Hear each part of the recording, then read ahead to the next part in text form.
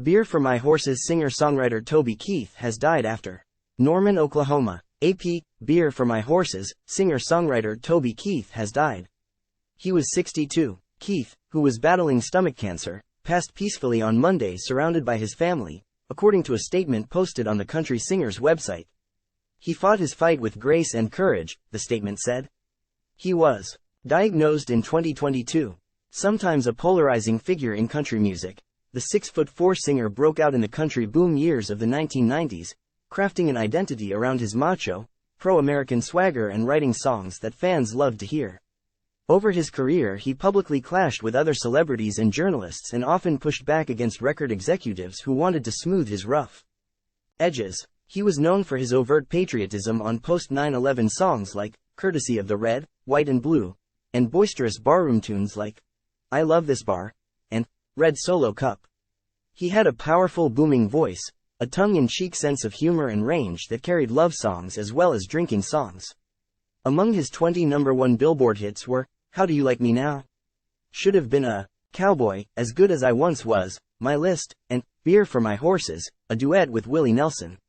Keith worked as a roughneck in the oil fields of Oklahoma as a young man, then played semi-pro football before launching his career as a singer. File.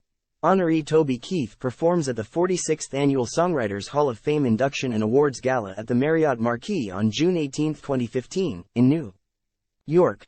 Beer for My Horses, singer-songwriter Toby Keith has died. He was 62. Keith passed peacefully on Monday, February 5, 2024, surrounded by his family, according to a statement posted on the country singer's website.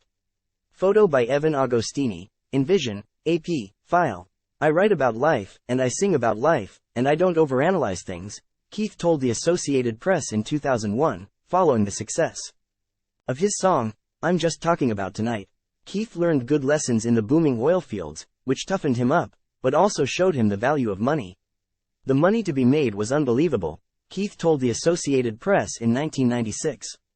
I came out of high school in 1980 and they gave me this job December of 1979, $50,000 a year. I was 18 years old. But the domestic oil field industry collapsed and Keith had not saved. It about broke us, he said. So I just learned. I've taken care of my money this time. He spent a couple seasons as a defensive end for the Oklahoma City Drillers, a farm team for the now defunct United States Football League. But he found consistent money playing music with his band throughout the Red Dirt Roadhouse circuit in Oklahoma and Texas. All through this whole thing the only constant thing we had was music, he said. But it's hard to sit back and say, I'm going to go make my fortune singing music, or writing music. I had no contacts. Eventually his path took him to Nashville, where he attracted the interest of Mercury Records head Harold Shedd, who was best known as a producer for the hit group Alabama. Shedd brought him to Mercury, where he released his platinum debut record, Toby Keith, in 1993. Should Have Been a Cowboy, his breakout hit, was played 3 million times on radio stations, making it the most played country song of the 1990s. But labels' focus on global star Shania Twain overshadowed the rest of the roster and Keith felt that the executives were trying to push him in a pop direction. They were trying to get me to compromise, and I was living a miserable existence, Keith told the AP. Everybody was trying to mold me into something I was not. After a series of albums that produced hits like Who's That Man? And cover of Sting's I'm So Happy I Can't Stop Crying, Keith moved to DreamWorks Records in 1999. That's when his multi-week, How Do You Like Me Now? Took off and became his first song to cross over to top 40 charts. In 2001, he won the Male Vocalist of the Year and Album of the Year at the Academy of Country Music Awards, exclaiming from the stage, I've waited a long time for this. 9 years. Songs like I Want to Talk About Me, a spoken word song written by Bobby Braddock about a man frustrated by a talkative partner, got him attention for its similarity to the cadence of rap, which Keith dismissed. They're going to call it a rap song, although there ain't nobody doing rap who would call it rap, he told Billboard magazine in 2001.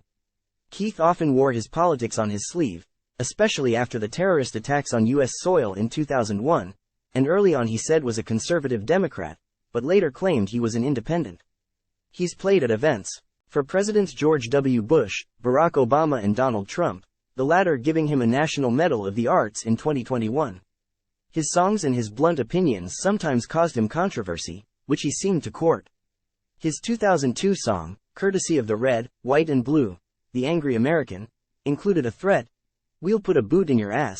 It's the American way," to anyone who dared to mess with America. That song got pulled from a patriotic ABC 4th of July special after producers deemed it too angry for the show.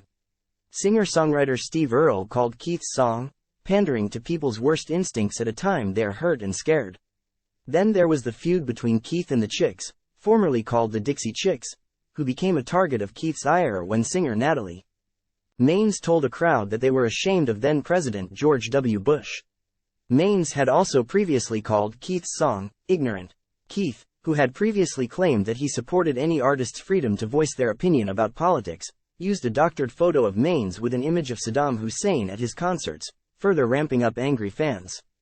Maines responded by wearing a shirt with the letters FUTK on stage at the 2003 ACM Awards, which many people believed was a vulgar message to Keith. He also publicly called out actor Ethan Hawke, who had written a story in Rolling Stone that described an argument between Chris Christopherson and an unnamed country star that sounded a lot like Keith. During a backstage press conference during an awards show, Keith was furious at Hawke and reporters for repeating the story, for what he called a fictitious, expletive lie.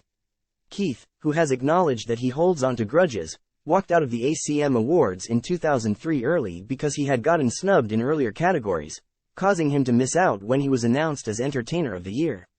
Vince Gill accepted on his behalf.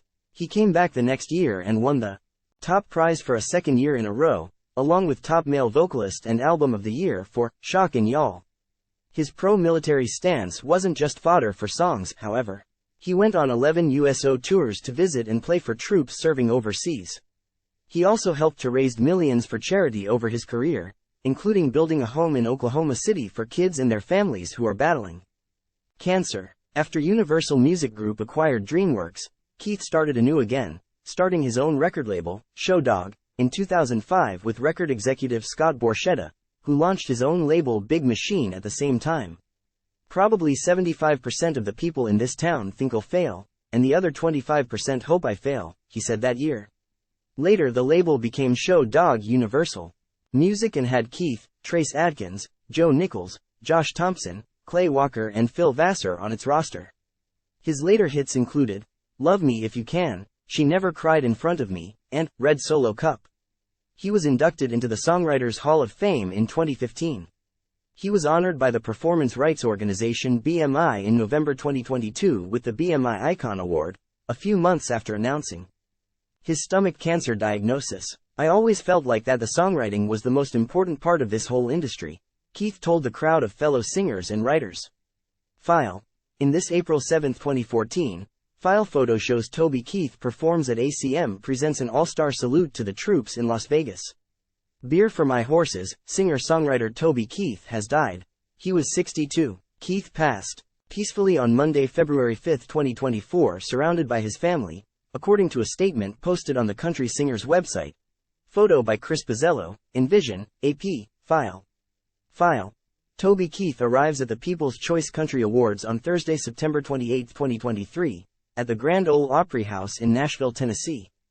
Beer for My Horses, singer-songwriter Toby Keith has died.